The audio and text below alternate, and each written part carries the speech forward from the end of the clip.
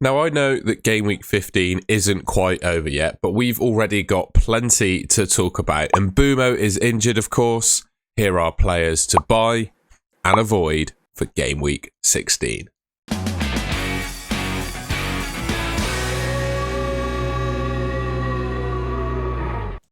Starting off then, I just want to talk about Bukayo Saka, to be honest. I've been bleating on about him every single game week that I've made one of these videos, but honestly, I think he's just such a solid FPL pick. If you're sitting, as an Mbumo replacement, he's probably not suitable because he's too expensive, but if you can afford him, like upgrading Mbumo to Saka, man, I think you should just go and do it straight away. He's Arsenal's talisman, absolutely nailed on that right wing position. There's no competition for that spot in the Arsenal team. I think obviously Saka does a really good bit of work defensively, which Arteta really likes, which means there's no one that's going to start in his place. And I just think this season so far, he's been a player that has rewarded patience, right? Few games where he didn't return consecutively, and then he's done really well of recent. 5 goals, 7 assists in 13 games. I don't think you can ask for too much more. I still think 8.9 million is too cheap for him. Next up then, we've got Hwang. Now, I've ignored him pretty much every week I've made one of these videos because I just couldn't believe that the returns could keep going, but wow, they have. He's got some decent fixtures coming up, 8 goals, one of the top scorers in the Premier League so far. He scored against Newcastle and Man City, so I mean, wouldn't say he's completely fixture proof, but those are 2 of the best teams in the league and he scored against them. Seems to be nailed in that Wolves team, right? He's starting up front for them, playing 90 minutes. Even when Pedro Neto's in the team, he was starting. I would say, of course, he is massively outperforming those underlying numbers. 8 goals compared to just 4 XG. So, yeah, question, is that sustainable, I think? If you do believe it is sustainable, though, he might well be a good Mbumo replacement or just a player you want to buy in general. Now, this is hardly the most exciting option in the world, don't get me wrong. I'm talking about Antoine Semenyo, a 4.6 million forward, right? But he's probably emerging now as probably the best budget forward in the game. And I think with Game Week 18 coming up, Man City and Brentford both blanking. I mean, we don't know the extent of the Mbumo injury. He could well be back. You might need to bench him basically in Game Week 18 is what I'm getting towards. And I think you might need to play your bench striker. And I think it's best to have the best one that you can sitting on your bench. And I think Antoine Semenyo fits that box. I think he's been returning relatively well. 3 goals, 2 assists from the 8 starts he's made. Seems to be a pretty safe starter for Bournemouth at the moment. Not necessarily playing 90 minutes, but he is getting in the team regularly. And I'd also say Bournemouth, they're in a decent run of form at the moment. I certainly don't see them not scoring goals in their upcoming games. But yeah, maybe from a defensive perspective, they're a bit weak. But, Man United, a little bit all over the place defensively, could score in that game. I wouldn't rule it out. He scored against Liverpool before. The run of 3 fixtures after that are brilliant. So, yeah, Semenyo, I think, is a decent option. Right, I'm taking a bit of a risk talking about these next 2 players because I'm recording this on Thursday morning before Newcastle have actually played, right? But I do think Dubravka just seems an absolute no-brainer if you can fit him into your team. I think he's really going to start for Newcastle. Eddie Howe in his press conference suggested that he's an absolutely fine backup and he's very happy to play him. So yeah, I really like him, really like his chances to start in future game weeks as well. I think he's just the ideal replacement for Turner, basically. Most people have, Turner at 3.9, 4 million sat on their bench, not playing, not doing anything, and probably starting Areola every week, who also isn't doing anything.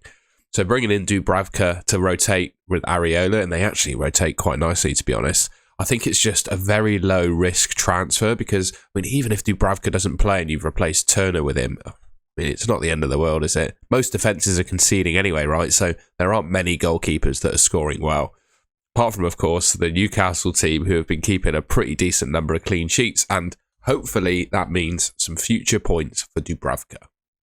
Now, I wondered if you could do me a favour. If you're enjoying the video so far, please make sure to leave a like rating, subscribe to the channel as well, set the notification bell so you can see when I upload next. If you're really enjoying the video, please consider joining as a channel member. You'll get early access to all of my videos, and when I deadline stream, I'll give you priority when I rate people's teams in Draft Hound. You can also, if you want to support the channel in a different way, check out my shop down below. You can buy yourself a golden goal sticker or a mug. All right, back to the video. Another potential Mbumo replacement, and another player, of course, that hasn't actually played yet. But I do think Anthony Gordon is going to be a fantastic option, regardless of how he gets on in game week 15, to be completely honest with you. Looks to be the first choice left winger now for Newcastle, proven, in my opinion, to probably be the best midfielder in this price category now. Eddie Howe, he definitely likes his defensive work rate. I think he offers that above Harvey Barnes, even when Harvey Barnes is in the Newcastle team. I think Gordon's going to be starting ahead of him, to be honest. Looking at the numbers, they're amazing, aren't they? 6 goals, 5 assists from 12 starts. What I would say is I think that level of returns he's been getting seems a little bit unsustainable. I'm not saying he's a bad option. I'm recommending you buy him, but I wouldn't expect a return every game from a 6 million mid, right? So if you buy him and he doesn't return and you think of selling him straight away, I think that's a mistake. You just need to be patient with him. Don't expect returns every game from a 6 million mid, but he's going to be a good player. All right, Chelsea are about to embark on probably the best fixture run I've ever seen in FPL, or at least according to the FDR rating in FPL. Some of those fixtures in there, probably not quite green ones, though. I'd suggest Everton and Wolves in particular at the moment aren't really green fixtures. However, the rest of them, I think they've got a really good chance of scoring some goals and keeping some clean sheets. And my favourite Chelsea assets are next. I really like Cole Palmer. It just seems like a fantastic option and a no-brainer at this price if you can get him in. Just seems to be absolutely nailed in that Chelsea team. I think, obviously, Nkunku is looming a return, but I think Palmer's still going to start when Nkunku's back. Seems to be, I think, of course, he's going to be the penalty taker when he's back as well. There's a bit of a myth around Palmer, in my opinion, that he's a penalty merchant. Obviously, proved against Man United that he can score from open play. But his numbers from open play are still really good. 3 assists, scored 1 goal from open play from 1.9 non-penalty expected goals. So he has proven to be a little bit more threatening than he's actually producing. So yeah, I'd expect returns to continue both from open play and from penalties. And yeah, he's got his 3 tough fixtures out of the way now. Game week 16, as we know, Everton, and then a lovely run after it. I think he's a great option. I'm absolutely dodging some bullets I'm going to get for suggesting this one.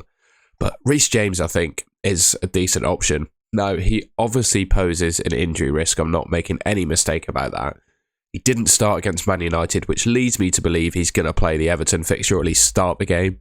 And when you look at all the other defenders in the game at the moment, there aren't really many that are outstanding. Obviously, Kieran Trippier doing really well. Trent amongst the goals recently, but they're all really quite expensive. And I think most players will be on someone like Matty Cash, could change to Reece James. And you look at the other defenders, including, of course, Matty Cash, who I just mentioned, they're either not starting or getting like 2 pointers most games. So the risk of going for Reece James is actually quite low. He offers by far and away the most attacking threat of all the Chelsea defenders. I would just say you need a decent bench to cover him when he gets injured eventually, because we all know that's going to happen. If you want to go a bit safer, though, with the Chelsea defence, I think Colwill is probably the guy to go for. I think he's probably the most nailed Chelsea defender. Definitely one of Pochettino's favourites. We've seen that he can play both at left-back and centre-back. So, obviously, with Chilwell out injured, he's going to be starting left-back most games. And I also don't think Thiago Silva can manage, the fixture congestion that we've got in December with his age. So, I think Colwill's going to get some games at centre-back as well.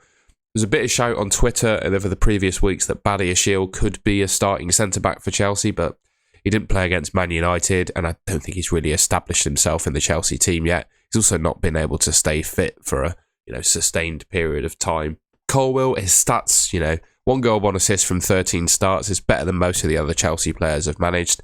They've not kept a huge deal of clean sheets, don't get me wrong, but the fixture run they've got coming up is great, so I think that could change for Chelsea.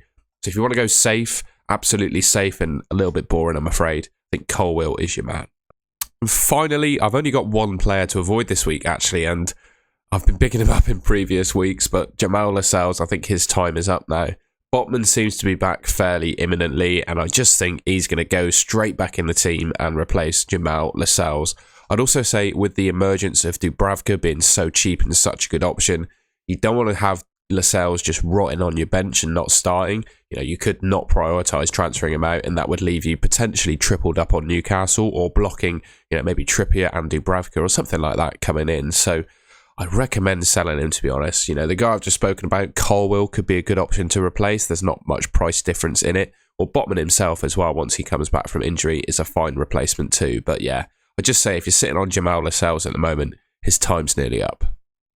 Alright, and that's the end of the video. I'll let you in on a little secret. I recorded this on Wednesday night, spent about 20 minutes sitting in front of the camera at 11:30 PM talking about all these players, and I looked down and the microphone wasn't on. So apologies, this one is a bit later than originally planned, but I hope you enjoyed it regardless. Let me know in the comments what you think of those players, and if there are any I missed that you want to buy as well, let me know. Alright, if you enjoyed that, please leave me a like rating, subscribe to the Golden Goal channel, which should be just there, and I'll catch you in my next video.